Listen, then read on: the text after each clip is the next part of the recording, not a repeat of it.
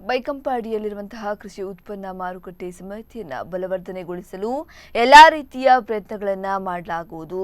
ಅದಕ್ಕಾಗಿ ಮೊತ್ತ ಮೊದಲಾಗಿ ಎಪಿಎಂಸಿ ವ್ಯಾಪ್ತಿಗೆ ಸೇರಿದ 4 ಶಾಸಕರು ಹಾಗೂ ಅಧಿಕಾರಿಗಳ ಜೊತೆ ವಿಶೇಷ ಸಭೆ ನಡೆಸಲಿದ್ದೇನೆ ಎಂದು ರಾಜ್ಯ ಸಹಕಾರ ಸಚಿವ ಎಸ್.ಟಿ. ಸೋಮಶೇಖರ್ ತಿಳಿಸಿದ್ದಾರೆ.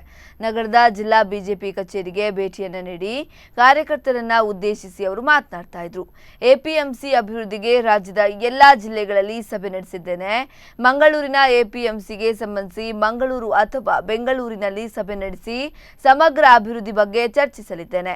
ಎಪಿಎಂಸಿಯಲ್ಲಿ ಹಣದ ಕೊರತೆ ಇಲ್ಲ, ಅನುದಾನವನ್ನ ಸಮರ್ಪಕ ರೀತಿಯಲ್ಲಿ ಬಳಕೆ ಮಾಡಲು ಯತ್ನಿಸಲಿದ್ದೇನೆ ಎಂದ ಸಚಿವರು, ಸಹಕಾರ ಇಲಾಖೆಯಲ್ಲಿ ಕೆಲವೊಂದು ಬದಲಾವಣೆ ತರಲು ಚಿಂತನೆ ನಡೆಸಲಾಗಿದೆ. ಈ ಬಗ್ಗೆ ರಾಜ್ಯದ ಸಹಕಾರಿಗಳಿಂದ ಸಲಹೆ ಕೇಳಿದ್ದೇನೆ ಎಂದಿದ್ದಾರೆ.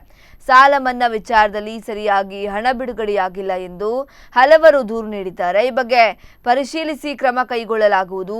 ಯಶಸ್ವಿನಿ ಯೋಜನೆ ರದ್ದುಗೊಳಿಸಿ ಆರೋಗ್ಯ ಇಲಾಖೆಯಲ್ಲಿ ವಿಲೀನಗೊಳಿಸಿದ ಬಗ್ಗೆಯೂ ಹಲವರು ಆಕ್ಷೇಪಿಸಿದ್ದಾರೆ.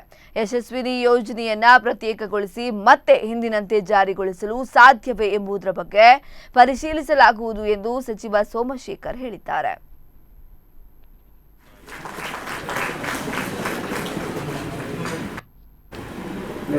ಏನು ತೊಂದರೆ ಆಗ್ತಿದೆ, ಇನ್ಕಮ್ ಟ್ಯಾಕ್ಸ್ ಇಂದ ಸಹಕಾರ ಕ್ಷೇತ್ರಕ್ಕೆ ಏನು ಹೊಡೆತ ಆಗ್ತಿದೆ ಅಂತೇಳಿ ಇದನ್ನು 2ನೇ ತಾರೀಕು DCC ಬ್ಯಾಂಕ್ನ ಕರೆದಿದ್ದೇವೆ.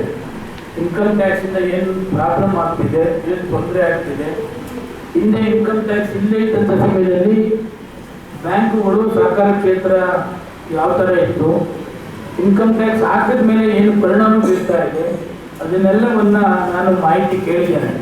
ಅದನ್ನೆಲ್ಲ